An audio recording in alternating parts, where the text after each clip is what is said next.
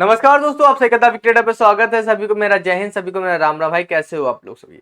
SSC GD में भर्ती होने के बाद क्यों नौकरी छोड़ दे रहे हैं बच्चे, या फोर्स में जाने के बाद क्यों बच्चे नौकरी छोड़ दे रहे हैं ट्रेनिंग पीरियड में ही, उसका रीजन बताने वाला हूँ। कुछ नोटिस वगैरह आप सबको दिखाने वाला। वीडियो अच्छी लगी वीडियो को लाइक कर दें, चैनल को सब्सक्राइब कर दें। चलते वीडियो को स्टार्ट करते हैं। जैसे कि आप मेरे पीछे नोटिस देख पा रहे हैं, ये 19 बटालियन का है।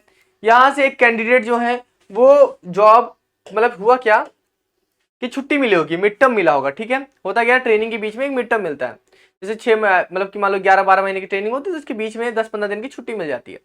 तो 10-15 दिन की छुट्टी मिली इनको। यहाँ पर उनका रेजिमेंटल नंबर भी आप दे सकते हैं। रेजिमेंटल नंबर क्या होता है, जैसे आपका नाम होता है, आपकी पहचान है, वैसे एक नंबर होता है जो आपकी पहचान होती है। यहाँ पर उनका नाम वगैरह लिखा हुआ है।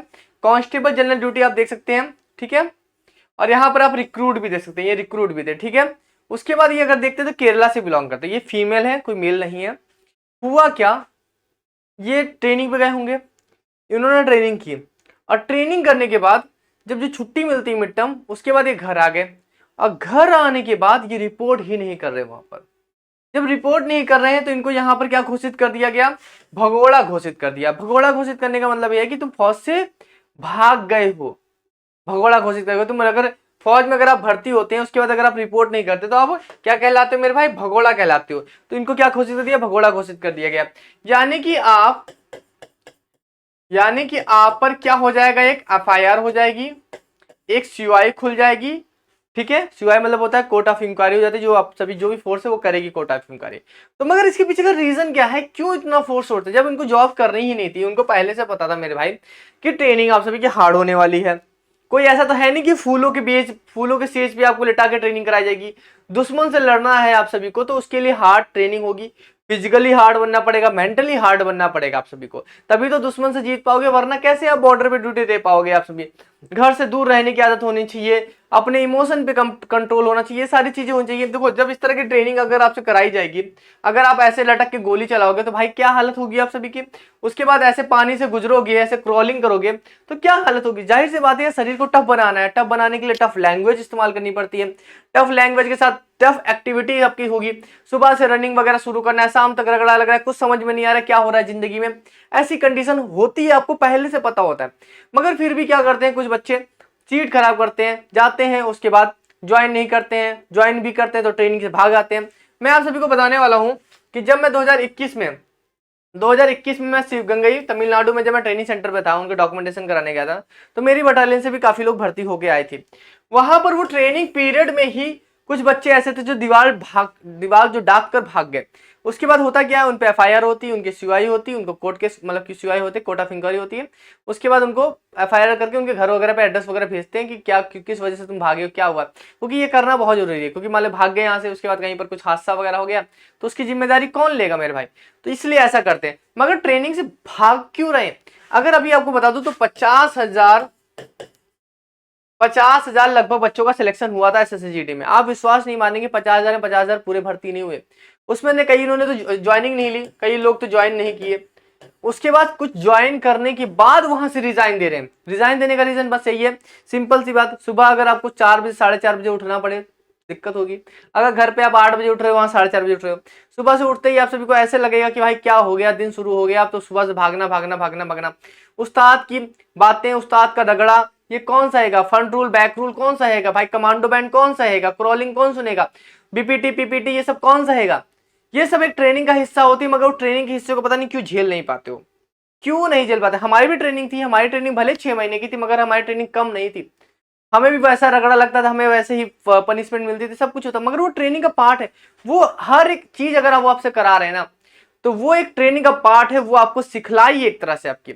अगर आपकी वैसे सिखलाई नहीं हो पाई तो आप एक कमजोर इंसान ही बन के रह जाओगे, एक फौजी कभी नहीं बन पाओगे। और एक फौजी बनने का मतलब ये कि आग से गुजरना है, तपना है, उसके बाद आप सभी एक खरा लोहा बनोगे। तो उस लोहे बनने के लिए आप सभी को इस ट्रेनिंग से गुजरना पड़ता है। और इसलिए इतने सारे बच्चे जो हैं रिजाइन पे रिजाइन दिए जा रहे, रिजाइन पे रिजाइन छोड़ दे। अरे जब नहीं करना था तो क्यों भाई एग्जाम दिए थे, क्या तुम्हें नहीं पता था कि फौज की नौकरी कैसी होती है, ट्रेनिंग कैसी होती है, क्या क्या होता है। और अब जॉब छोड़े जा रहे हो। और इस तरह की अभी आपको लोग पता है कि अभी और वैकेंसी जो आने वाली है, उस वैकेंसी में जो बच्चे छोड़ रहे हैं ना, उस वैकेंसी को ऐड किया जाएगा आप सभी का। ठीक है, और इसलिए अगर आप भी अगर तैयारी करो तो अभी पहले से जान लो मेरे भाई, फौज में जाना है तो दिमाग, दिल, जिस्म सब कुछ आपका मजबूत होना चाहिए। अगर आप बिल्कुल अगर आप सोचते हो कि भाई मैं कागज का बना हुआ हूं, मैं फूल का बना हुआ हूं, तो मेरे भाई आप अपने घर पे ही रहो, फौज में जाने की जरूरत नहीं है आपको। फौज में जाना है तो फौज में आपको रगड़ा सहना पड़ेगा, उस्ताद की बातें सुननी पड़ेंगी, हर एक चीज फॉलो करना पड़ेगा, टीम वर्क करना पड़ेगा, एक साथ रहना पड़ेगा, कम्युनिटी में रहना पड़ेगा। वहां कोई छोटा बड़ा नहीं होता, कोई जात पात नहीं होती, सब एक साथ मिलकर रहते हैं, एक साथ मिलकर खाते हैं, खाना खाते हैं, एक साथ खाना बनाना पड़ता है। इवन आपको खाना भी आपको बनाना है, आपको वहां सफाई भी रखनी है, अपनी भी सफाई रखनी है, अपने बैरक की सफाई रखनी है, अपने टेंट की सफाई रखनी है। Even you have to do everything, तुम्हें सब कुछ करना पड़ेगा। और सबसे ज्यादा मैं बताऊं, जो साउथ के कैंडिडेट होते हैं, साउथ के जो कैंडिडेट होते हैं वो सबसे ज्यादा जॉब को ड्रॉप करते हैं, सबसे ज्यादा साउथ के होते हैं। क्योंकि जब मैं गया था शिवगंगई में, तमिलनाडु में, वहां साउथ के सबसे ज्यादा बच्चे थे, उन्होंने सबसे ज्यादा क्या हुआ, ड्रॉप किया था। तो सबसे ज्यादा जो बच्चे होते हैं वो साउथ वाले कैंडिडेट होते हैं जो जॉब को ड्रॉप करते हैं, क्योंकि वो फौज में, देखिए वैसे भी साउथ के बहुत ही कम लोग जो होते हैं जॉब में जाते हैं, मगर अब तो बढ़ गया रेशियो, पहले इतना नहीं था। क्योंकि अब हरियाणा यूपी इधर साइड के जो कैंडिडेट थे वो बहुत ज्यादा भरते थे, मगर अब इधर के बच्चे भी जा रहे हैं, तो ये उस माहौल में ढल नहीं पाते। वो उस्ताद की बात, एक तो कम्युनिकेशन गैप हो जाता है, क्योंकि उस्ताद आपसे बात करेगा हिंदी में, अब इनको आती है हिंदी है ही नहीं, इनको हिंदी आती नहीं है। जब हिंदी आती नहीं, हिंदी में बात करते, कम्युनिकेशन गैप होता है, उस्ताद कुछ बोलता है समझ नहीं पाते, रगड़ा लगता है, कुछ समझ में नहीं आता, हर चीज दिमाग से ऐसी तरह से उतरता है भाई कि कुछ भी समझ में नहीं आता, जिस वजह से यहाँ के बच्चे काफी ज्यादा छोड़ते हैं। और यूपी वगैरह के जो है वो पहले से जानते हो कि बोली भाषा अलग रहती है, हरियाणा वाले अलग रहते हैं, तो वो ज्यादा जॉब को नहीं छोड़ते, मगर यहाँ से सबसे ज्यादा बच्चे ड्रॉप करते हैं। अभी आपको पता है सीआरपीएफ में इतने लोग भर्ती हुए, सीआरपीएफ की ट्रेनिंग आसान है। आप जीडी बने हो, जीडी बने हुए, जनरल ड्यूटी आपसे कुछ भी करा सकते हैं। और आप ये सोच के जा रहे हो कि जीडी बनने के बाद आप सभी को फूलों के सेज पे लटाया जाएगा, तो आप गलती कर रहे हो। अगर अभी भी मौका है तो भाई उसके बारे में सोच लो जिसके घर में जॉब नहीं है, जिसको जरूरत है। अब यहाँ पर बोलेंगे सर कि जॉब नहीं थी तभी तो गए सर्विस करने। अरे जॉब नहीं थी, मगर वो मेंटली मजबूत नहीं थे, जो मेंटली मजबूत चाहिए, जो स्ट्रांगनेस चाहिए वो नहीं थी उनके पास, इसलिए वो जॉब छोड़ रहे हैं। मगर मेरे भाई अगर आप एसएससी जीडी की तैयारी कर रहे हो तो मैं एक बार आप पहले बता दे रहा हूँ कि एसएससी जीडी है, एसएससी जीडी है, जीडी मतलब है जनरल ड्यूटी। आपको ये समझ के ही करना है, ये नहीं करना कि आप फॉर्म भरते हो, पेपर देते हो घर वालों का, फिर पूरा पैसा खर्चा करते हो, फिर उसके बाद आप जॉब ही नहीं करते हो।